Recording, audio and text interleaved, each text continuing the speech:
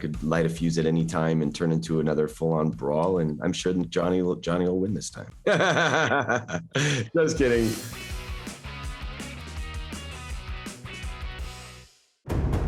Many of us used to be enemies, but rivalries don't need to last forever. Cobra Kai is back, and this season we have Johnny and Daniel on the same team.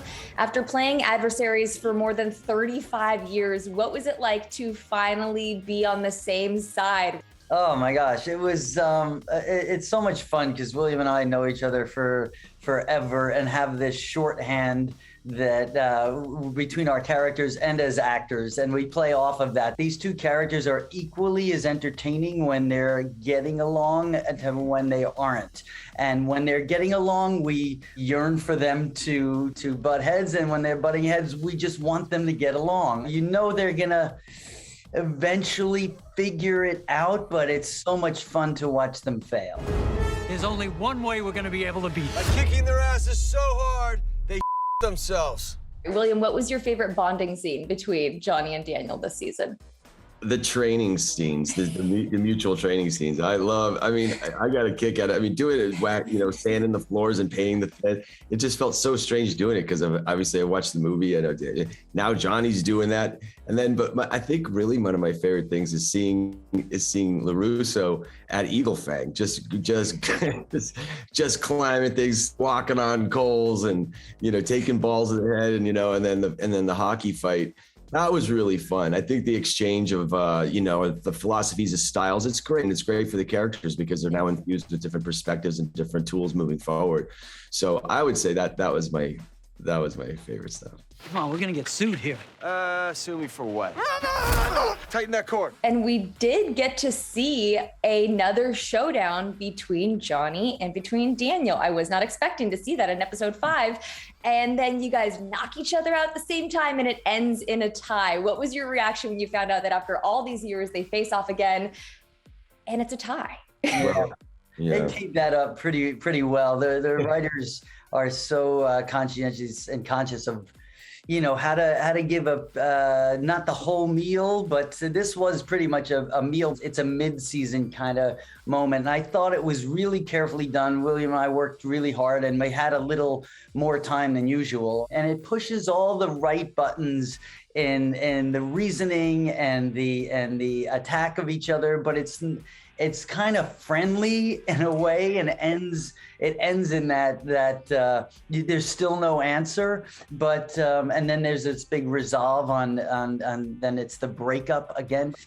We want to do this for the kids, but we just don't belong together. It's like a married couple that needs to put the kids before themselves. And I think I credit the writers and the perspective in all of us in figuring out a way to have that showdown and it be all and everything, but yet shed new light in other areas. Is there another showdown in our future between these guys, William? Oh, well, all can't be well. You will see. I mean, the great thing, the characters they started as they're so far apart and there's so many landmines that are planted in between. Especially on Johnny's side, because Johnny had a skewed sensei and a skewed life. Daniel has a little more balance, So yeah, I think we'll see.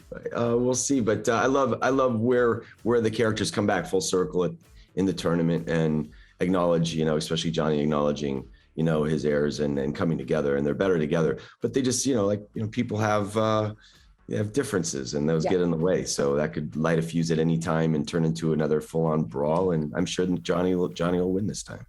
Yeah. Just kidding. They're not the only ones teaming up.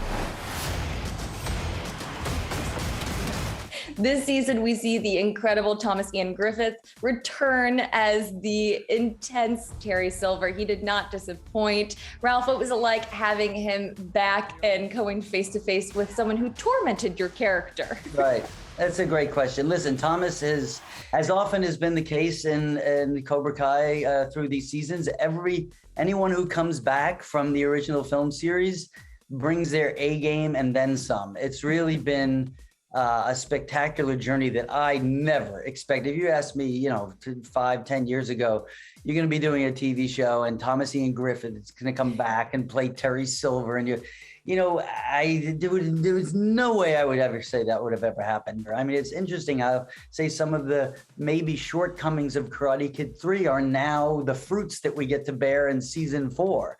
And it's really a spectacular and thrilling journey, and even to play that stuff. So it's almost like you get to redeem any missteps from yesterday going forward. You just don't want to admit there's always been a little Cobra Kai in you. Well, my last question for you. You guys are just wrapping season 5. What can you tease for the fans? We end season 4. We have Chosen back in the Valley. This is so exciting. What little morsels can you give us, William? I mean, the resolve of Johnny and Daniel at the end of 4 is good. I mean, they're on good terms, so we don't have that in the air right now. But we do have a Miguel off somewhere, and we have some, a rekindled relationship with Johnny and his son Robbie, which I love so much. So hopefully we'll see that expand a little bit. But where's Diaz and what's going on? And then we have a new king in the valley. It's a little bit. What are we going to do with that?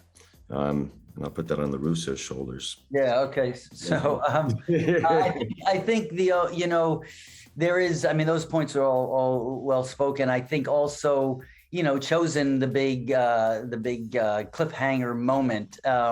It's what you make a deal. Johnny and Daniel make a deal with Kreese. Whoever wins, it's, the others shut down. Like, what happens from there? How can we let it go? And what, outside of, we're mentioning like Miguel and Robbie, it's so nice to see the Robbie Johnny, that moment. It's so beautiful in season 4 with Billy and Tanner. And so what happens even from that perspective with Robbie and Daniel, who had a very close relationship and a hard falling out. So maybe there are places to build on that, and how Chosen falls into the world, and what that element of Miyagi-ism is brought into the forthcoming story. So there's a lot of conflict and a lot of left turns when you think you're going right, and that's what we are proud of.